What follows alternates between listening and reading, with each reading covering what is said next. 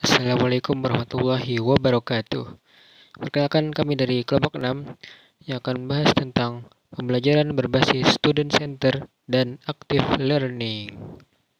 Kelompok 6 itu beranggotakan saya, Muhammad Tujuh Septiandi, Muhammad Fadal Syahroni, Hayatun Ningsih, Rinda Nursifa, Febriana Dwi Sinta, dan Siti Aminah Nurul Aini. Selamat menyaksikan. Assalamualaikum warahmatullahi wabarakatuh. Perkenalkan, nama saya Hayatun Ningsih. Saya di sini akan menjelaskan tentang pengertian pembelajaran berbasis student center dan active learning. Yang pertama ada pengertian SCL. SCL atau Student Center Learning merupakan model pembelajaran yang menempatkan siswa sebagai pusat dari proses belajar mengajar. Model pembelajaran ini sangat berbeda dari model pembelajaran Teacher Center Learning yang menekankan transfer pengetahuan dari guru ke siswa yang relatif bersifat pasif, tidak aktif. Kemudian di sini ada pengertian SCL menurut para ahli.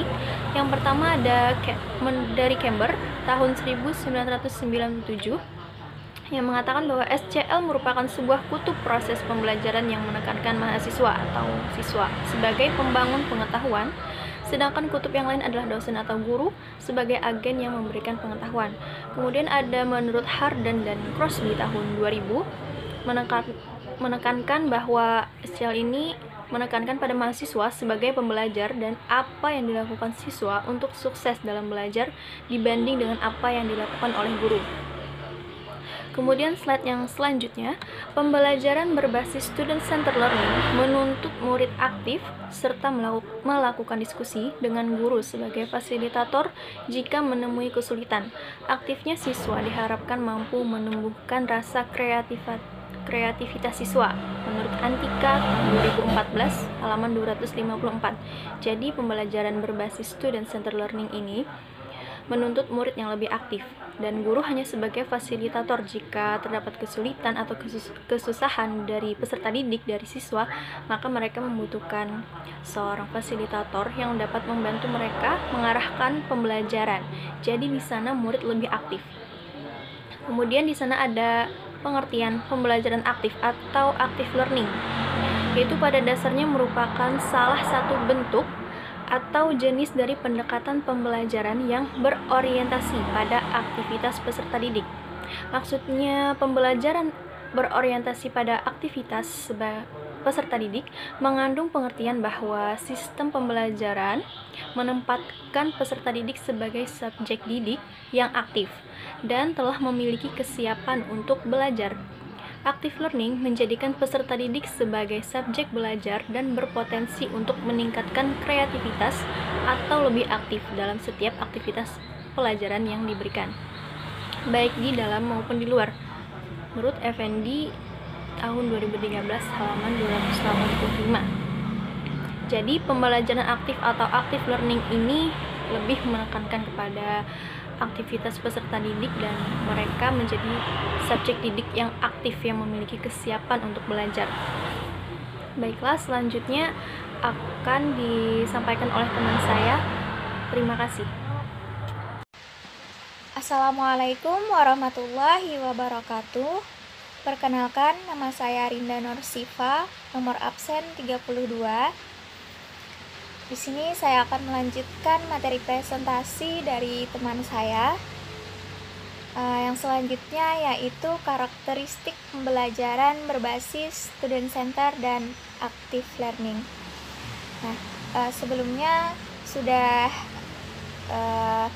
dibahas oleh teman saya mengenai apa itu pembelajaran berbasis student center dan active learning. Nah, jadi karakteristik dalam pembelajaran student center dan active learning ini yaitu dengan pendekatan yang mana berorientasi pada siswa atau juga disebut dengan pembelajaran berbasis student center learning. Nah, jadi kegiatan pembelajarannya itu sangat beragam ya, yaitu dengan menggunakan berbagai macam metode, strategi yang mana secara bergantian, sehingga selama proses pembelajarannya itu siswa atau anak berpartisipasi aktif baik secara individu maupun dalam kelompoknya. Pembelajaran ini pembelajaran siswa aktif ini menggunakan student center approach yang mana mempunyai karakteristik dalam penerapannya. Menurut Joko Absen dan kawan-kawan, tahun 2009 halaman 228 dalam Suwarjo, Mariatun, dan Nurul Kusuma Dewi, tahun 2012 halaman 89 sampai 90, karakteristik student center approach yaitu siswa atau anak berada pada pusat proses belajar mengajar, yang mana guru memandu siswa atau anak dan guru pengajar untuk menekankan pemahaman yang mendalam. Nah, jadi maksudnya di sini Jacobsen itu menjelaskan bahwa yang pertama, siswa atau anak itu berada pada pusat proses belajar mengajar. Nah, sedangkan guru yaitu sebagai pendorong atau mendorong anak itu untuk bertanggung jawab terhadap pembelajaran.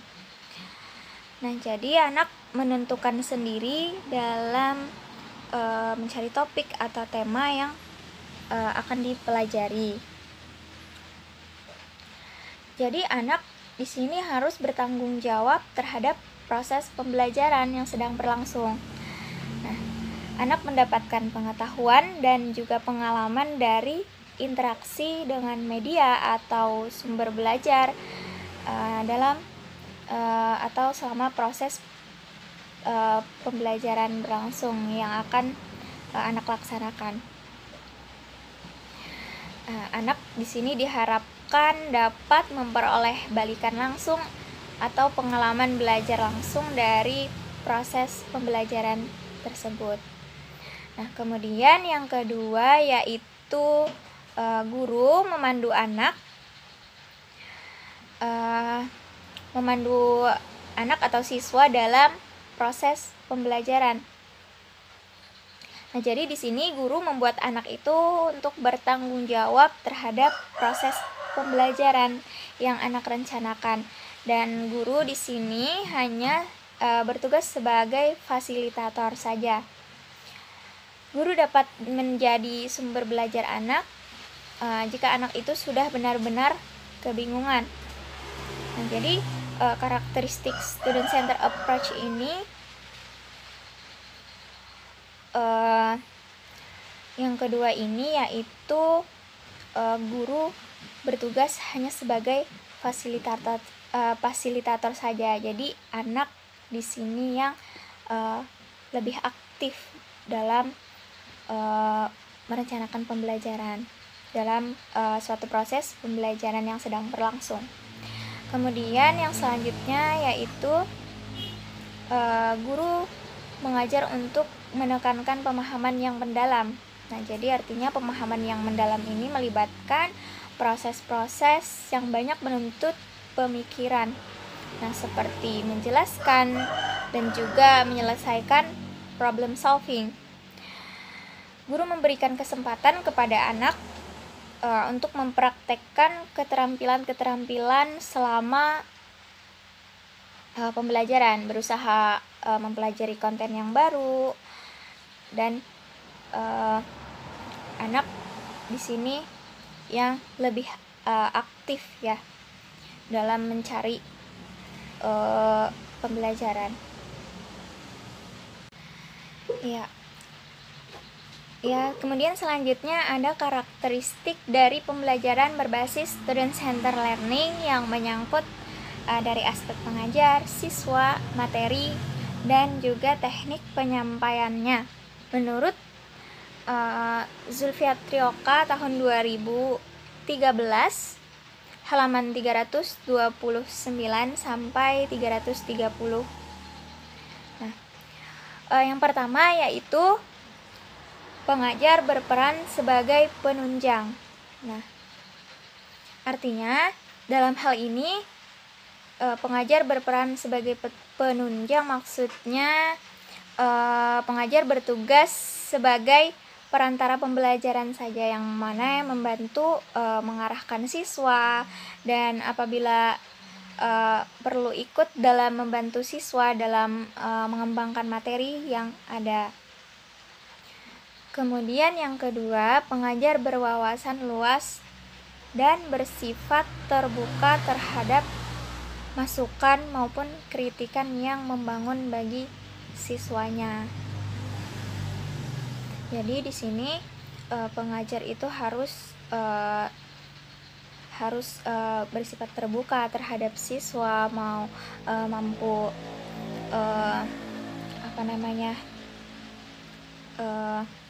mampu menerima atau mau menerima masukan dari siswanya, sehingga dapat membangun dari kritikan-kritikan siswa tersebut. Kemudian yang ketiga, pengajar menggunakan cara penyampaian materi yang dianggap sesuai dengan kebutuhan dan kondisi siswa. Nah, jadi dalam hal ini tidak menutup kemungkinan bagi seorang pengajar menggunakan cara pengajaran yang berbeda untuk setiap kelas. Nah, jadi di sini kita sebagai seorang pengajar itu perlunya mengetahui berbagai macam variasi dalam pembelajaran dan juga dapat menerapkannya. Kemudian yang selanjutnya, siswa merupakan tokoh utama pembelajaran yang memiliki wewenang untuk menentukan apa saja yang akan dipelajari terkait dengan materi yang ada, termasuk cara penyampaiannya. Selanjutnya yaitu siswa merupakan tokoh yang aktif dalam proses pembelajaran yang senantiasa memberikan gagasan, baik saran dan juga kritikan. Yang terakhir yaitu siswa memilih anggota kelompoknya sendiri dan menemukan bagaimana cara belajar dalam kelompok tersebut. Nah, mungkin itu saja penjelasan dari saya. Selanjutnya, materi selanjutnya akan disampaikan oleh teman saya. Baiklah, saya akan membacakan mode, metode, dan pendekatan student active learning dan student center. Ya, di sini pertama itu adalah diskusi. Ya, seperti kita tahu, diskusi ini siswa dibentuk yang terdiri dari 5 atau 10 orang untuk mendiskusikan bahan yang diberikan oleh guru dan dicari tahu dan dipecahkan masalah. Yang kedua adalah simulasi. Ya, simulasi ini lebih tepatnya role playing. Jadi kita memainkan, jadi itu kita sebagai guru memberikan peran pada siswa dan siswa akan menjalankan perannya sebagai yang diperankan oleh siswa tersebut, ya, sesuai dengan materi pelajaran. Yang ketiga, discovery learning. Yap, discovery learning ini adalah guru memberikan materi dan siswa mencari tahu pertanyaan-pertanyaan dan siswa menemukan sendiri materi yang diberikan oleh guru tersebut.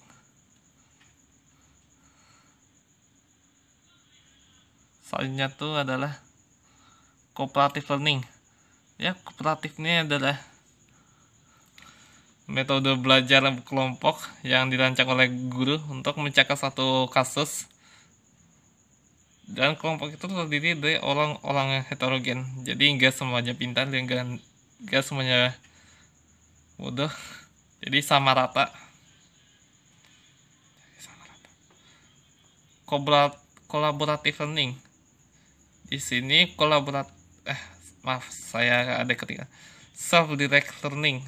Jadi seperti katanya self-direct, ya. Jadi siswa ini harus inisiatif untuk menemukan jawaban yang diberikan oleh guru tersebut. Yang keenam adalah collaborative learning, CBL. Jadi metode ini menitik beratkan pada kerjasama siswa yang didasari oleh konsensus yang dibangun sendiri oleh anggota tersebut. Yang ketujuh adalah contextual instruction, yaitu konsep belajar yang membantu guru mengaitkan isi mata pelajaran dengan situasi nyata dalam kehidupan sehari-hari dan motivasi siswa untuk membuat keterhubungan antara pengetahuan dan aplikasi dalam kehidupan sehari-hari sebagai anggota masyarakat.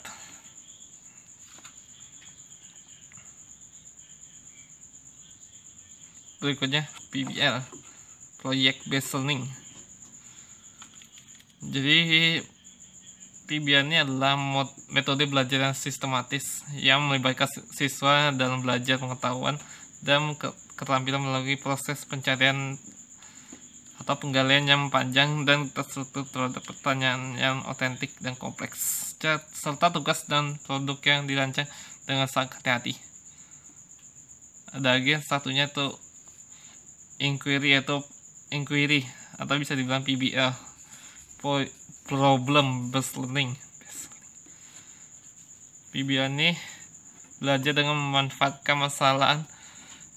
Siswa harus melakukan pencarian atau penggalian informasi untuk dapat memecahkan masalah tersebut. Pada umumnya terdapat 4 langkah yang perlu dilakukan siswa dalam PBL inquiry ini, yaitu menerima masalah yang relevan dengan salah satu atau beberapa kompetensi yang dituntut mata pelajaran, melakukan pencarian data dan informasi relevan untuk memecahkan masalah, menata data dan mengaitkan data dengan masalah, menganalisis strategi memecah masalah. Selanjutnya yang pertama itu adalah metode untuk student center. Yang selanjutnya adalah metode untuk active learning. Di sini active learning ada 5, yaitu true or false. Jadi true false ini mudah aja.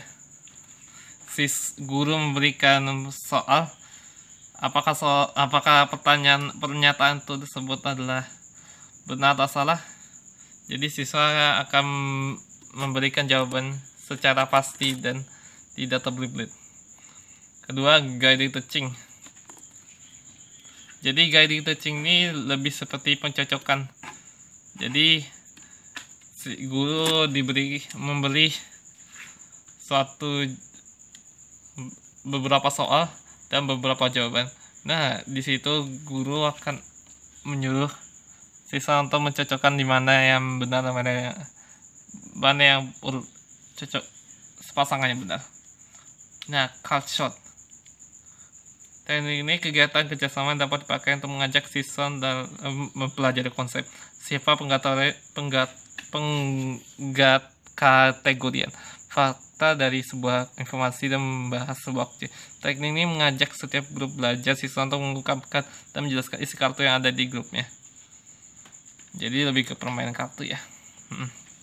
The power of two, gabungan 2. Teknik ini merupakan kegiatan belajar yang dipakai untuk menjelaskan kegunaan dari kerjasama dan pembelajaran kooperatif. Teknik ini mengharuskan siswa untuk bisa memperoleh jawaban secara mandiri dan apa yang telah guru tanyakan, sehingga siswa bisa berdiskusi bersama dengan teman sebangku. Jadi sistemnya kelompok tapi cuman sebangku saja. Tapi sebangku tuh siswa dituntut untuk mandiri untuk menjawab pertanyaan tersebut. Rotating role.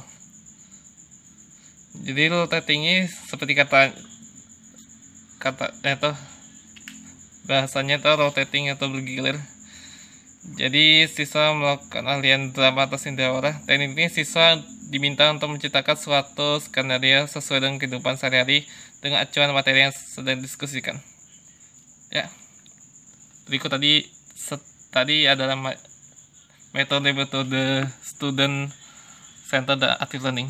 Selanjutnya adalah pendekatan kedua materi tersebut. Model tersebut. Pendekatan student centered learning yang dikutip oleh dinyatakan oleh Roger dan dikutip oleh Virus Abadi 2010 nyatakan bahwa pendekatan student centered learning merupakan hasil dari transisi perbedaan kekuatan dalam proses belajar dari kekuatan guru sebagai pakar menjadi kekuatan siswa sebagai pembelajar. Terus sebelum ini terjadi setelah banyak harapan untuk modifikasi atmosfer pembelajaran yang menyebabkan siswa menjadi pasif.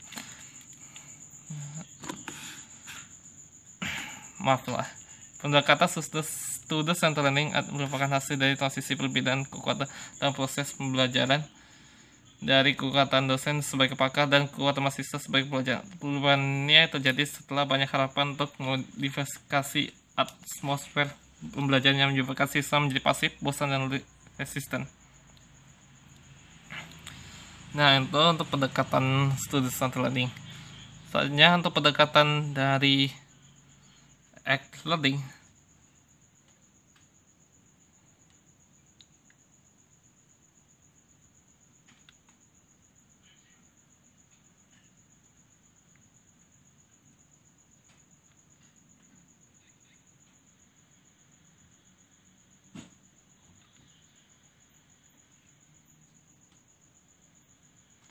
Jadi di sini untuk itu active learning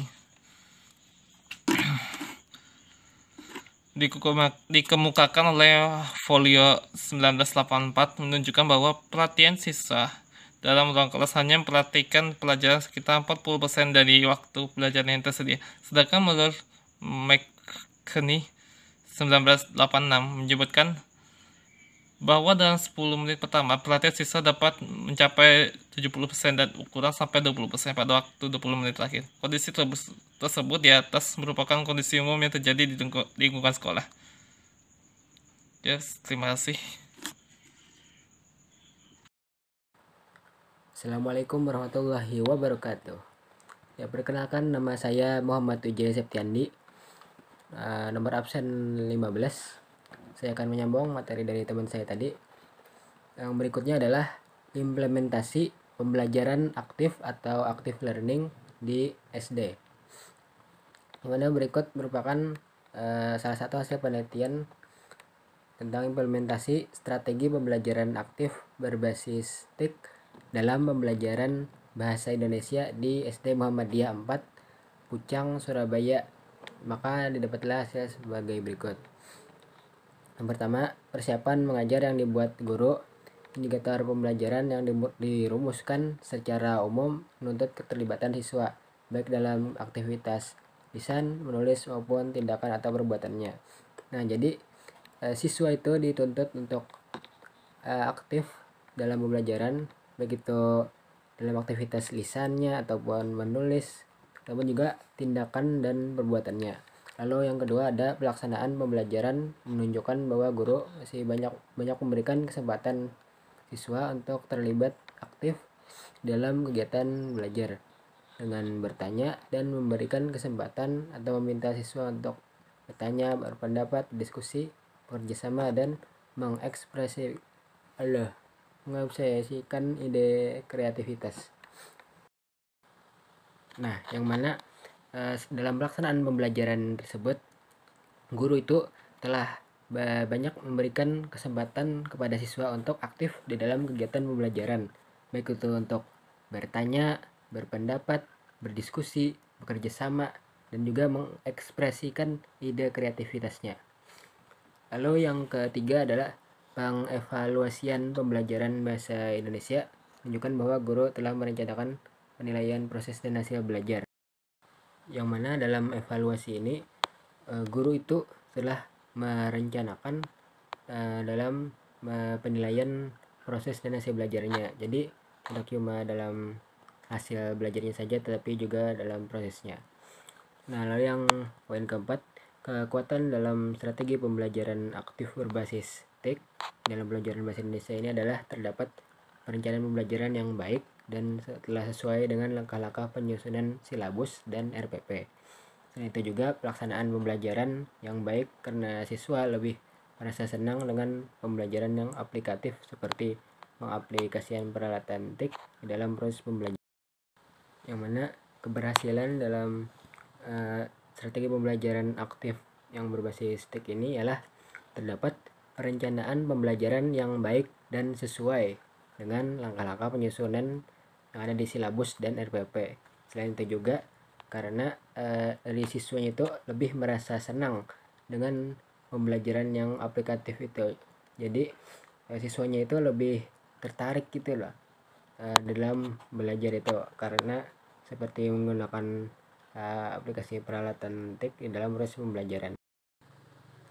Ya, itu saja tadi penyampaian materi dari saya. Mohon maaf kalau agak-agak ya gitulah ya. Oke, Sariawan. Nanti berikutnya akan disambung oleh teman saya. Ya, saya Siti Aminah ini. Materi selanjutnya adalah faktor yang mempengaruhi penerapan pembelajaran berbasis student center dan active learning. Yang pertama kita akan membahas faktor yang mempengaruhi penerapan pembelajaran berbasis student center. Nah, jadi dalam penerapan pembelajaran student center learning, selain menggunakan strategi pembelajaran active learning, juga menggunakan kontekstual ataupun bisa disebut contextual learning. Ini merupakan konsep pembelajaran yang membantu guru agar mengaitkan sebuah materi pembelajaran dengan kehidupan nyata agar murid lebih mudah memahaminya. Dalam contextual learning ini ada 7 komponen. Yang pertama adalah konstruktif. Pengetahuan diperoleh para anak didik tidak begitu saja, akan tetapi melalui proses sedikit demi sedikit atau membangun. Konstruktif itu membangun, jadi siswa harus membangun yang relate dengan kehidupan nyatanya sendiri. Jadi pembelajaran itu tersebut siswa yang membangun teori-teori dan dikaitkan dengan pembelajaran tersebut dengan bimbingan guru pastinya. Yang selanjutnya adalah inquiry ataupun menemukan. Dalam pembelajaran kontekstual, anak diharapkan memperoleh bukan dari hasil mengingat, melainkan menemukan sendiri. Mungkin menemukan dari hasil-hasil pengalamannya yang pernah terjadi padanya. Selanjutnya adalah masyarakat belajar atau learning community. Hasil pembelajaran diperoleh melalui kerjasama dengan orang lain. Nah, mungkin kan tadi kan kontekstual ini berbasis dan mengaitkan dengan kehidupan yang mereka alami. Jadi ini adalah hal-hal yang mereka alami dengan orang lain, itu bisa dikaitkan dengan pembelajaran di kontekstual ini tersebut. Selanjutnya adalah bertanya. Bertanya adalah salah satu cara untuk menggali informasi. Pastinya akan susah bagi murid untuk memahami kontekstual. Beberapa murid mungkin akan susah memahami contextual learning ini, maka dari itu kemampuan bertanya siswa juga akan diasah di sini. Selanjutnya kelima adalah pemodelan. Untuk memudahkan pembelajaran perlu adanya model. Tidak hanya guru bisa menjadi model dalam pembelajaran. Maksudnya di sini guru itu harus mencontohkan terlebih dahulu, dan tidak harus gurunya, kan bisa dari temannya atau dari orang-orang di sekitarnya. Yang pemodelan ini tadi. Selanjutnya adalah refleksi atau reflection. Refleksi adalah respon terhadap suatu kejadian, aktivitas atau pengetahuan yang baru diterima. Jadi bagaimana sikap timbal balik yang diberikan ketika siswa sedang mengalami kejadian hal tersebut dan dikaitkan dengan materi pembelajaran tadi. Ketujuh adalah penilaian. Nah, di sini penilaian itu tidak harus pada akhir atau hasil dari pembelajaran tersebut, akan tetapi yang dinilai juga proses yang penting. Selanjutnya yang kedua adalah faktor yang mempengaruhi penerapan pembelajaran active learning. Faktor-faktor yang mempengaruhinya ada banyak, tapi di sini dibagi dua. Yang pertama adalah intern, yang kedua adalah extern. Kita akan terlebih dahulu membahas yang faktor inter atau faktor internal. Nah, faktor internal tersebut dibagi dengan 3 lagi, faktor jasmania, faktor psikologis, dan faktor kelelahan. Nah, faktor jasmania ini meliputi faktor kesehatan dan cacat tubuh. Tentu saja, kan ini pembelajaran berbasis active learning, jadi siswa harus aktif dalam pembelajaran tersebut. Apabila kesehatan siswa terganggu, akan susah untuk menjalankan sistem pembelajaran seperti ini. Selanjutnya adalah cacat tubuh. Nah, di sini mungkin bisa saya beri contoh. Misalnya ada anak yang sumbing bibir, lalu dia susah berbicara. Jadi dalam active learning berbicara, mereka masih susah, atau jika mereka merasa tidak susah mengucapkannya, mungkin pengucapannya itu akan terdengar susah ditangkap oleh murid-murid lainnya. Itu tadi tentang cacat tubuh. Selanjutnya faktor psikologis. Faktor psikologis ini adalah ada intelijensi, perhatian, minat, bakat, motif, kematangan, dan kelelahan. Intelijensi ini adalah meliputi kecakapan siswa dalam menangkap pembelajaran tersebut. Karena di sini kan kita membahas tentang active learning. Jadi siswa itu harus cepat tanggap untuk menerimanya. Nah, faktor intelijensi ini akan sangat mempengaruhi apabila anak tersebut cepat ataupun lambat menangkap pembelajaran. Selanjutnya, perhatian. Nah, perhatian siswa ini tadi, siswa itu harus memperhatikan dari materi-materi yang harus mereka kerjakan atau harus mereka lakukan. Karena ini tadi kan pembelajaran berbasis active learning, jadi siswa tersebut yang berperan besar dalam pembelajaran ini.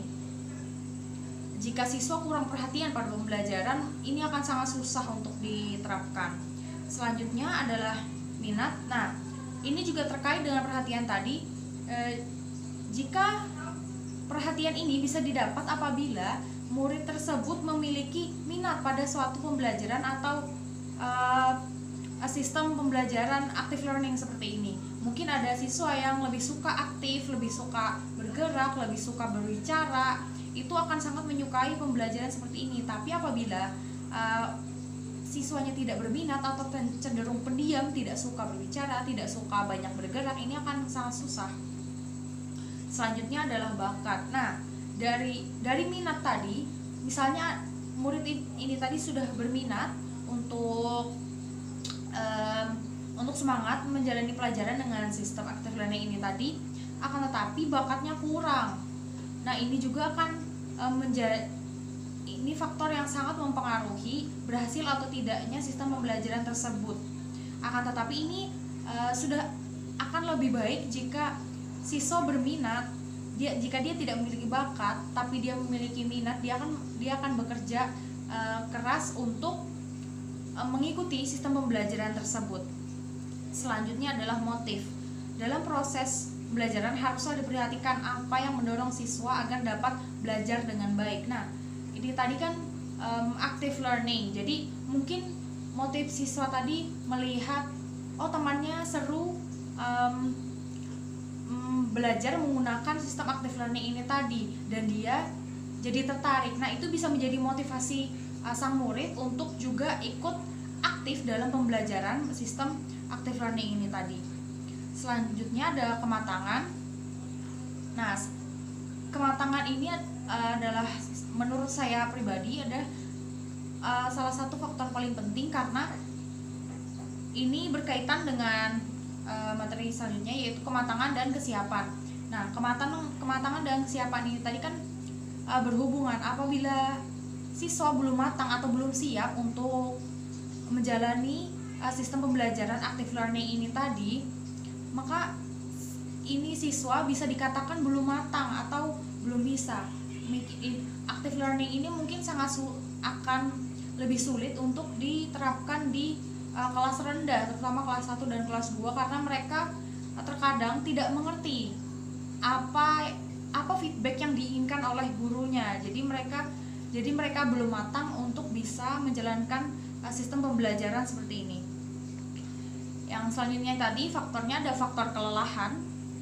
Kelelahan dibedakan menjadi dua macam, yaitu kelelahan jasmani dan rohani. Nah, ini juga menurut saya sangat mempengaruhi, karena jika faktor rohani atau misalnya moodnya sedang tidak baik karena mungkin ada masalah di rumah atau dengan temannya atau dengan orang-orang di sekitarnya, itu juga akan sangat mempengaruhi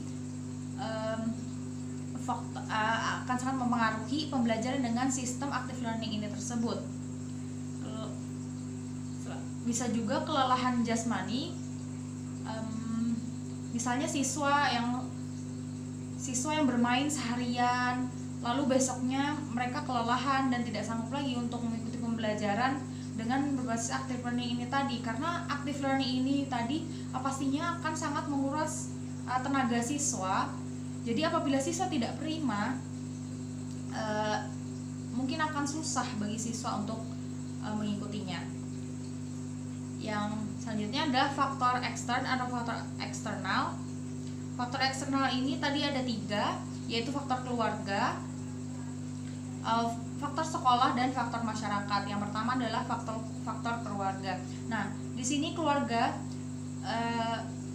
dapat sangat mempengaruhi, karena bisa saja ada murid A sangat didukung dan sangat disemangati, sangat dimotivasi oleh keluarganya untuk belajar, akan tetapi murid B tidak terlalu didukung dan tidak terlalu dipedulikan oleh orang tuanya dalam pembelajaran. Ini juga akan sangat mempengaruhi keaktifan siswa dalam pembelajaran, apalagi dengan basis active learning ini tadi. Selanjutnya adalah faktor sekolah. Faktor sekolah ini ada banyak, mencakup metode pengajaran, kurikulum, relasi guru, relasinya dengan siswa, relasi siswa dengan siswa, kedisiplinan sekolah, pelajaran dan waktu sekolah, standar pelajaran, keadaan gedung, metode belajar, dan tugas rumah. Nah, hal ini tadi mungkin akan saya rangkum saja. Nah, metode mengajar ini tadi tergantung gurunya. Jadi jika guru tidak bisa menerapkan pembelajaran berbasis active learning ini tadi, guru tidak benar-benar memahaminya, ini juga akan menjadi faktor yang sangat mempengaruhi apakah pembelajaran berbasis active learning itu tadi berguna atau berjalan dengan lancar. Bagaimana pembelajaran tersebut bisa berhasil, sedangkan gurunya saja tidak menguasai materi pembelajaran ataupun metode yang digunakan tidak tepat. Selanjutnya lalu keadaan sekolah. Nah, tidak bisa dipungkiri bahwa fasilitas ini adalah faktor penunjang yang menurut saya bisa jadi paling vital, karena kenyamanan siswa saat belajar ini tadi dipertaruhkan dengan adanya fasilitas tersebut. Jadi jika fasilitasnya tidak memadai, biasanya murid bisa cenderung, mungkin ada murid yang akan bosan dan malas karena fasilitas yang diberikan atau yang disediakan atau yang ada itu tidak memadai.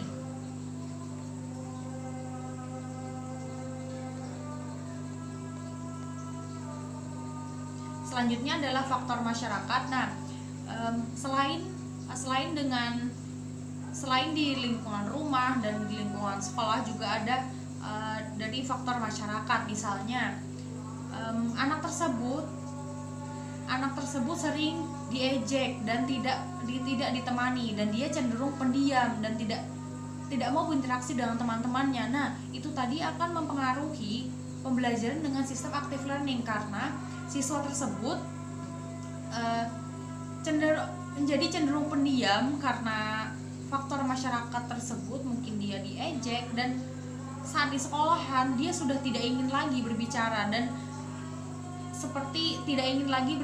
dan tidak ingin aktif dalam pembelajaran, karena mungkin bisa mengalami trauma atau hal-hal seperti itu. Ya, sekian materi saya, akan dilanjutkan oleh teman saya. Yang selanjutnya ada hambatan pembelajaran berbasis student center dan active learning. Yang pertama, hambatan pembelajaran berbasis student center. Hambatan tersebut timbul baik dari dalam atau faktor internal ataupun dari luar atau faktor eksternal. Hambatan yang timbul dari dalam yaitu beberapa siswa yang masih pasif. Siswa pasif ini diakibatkan dari rasa malu atau kurang percaya diri untuk mengemukakan pendapatnya.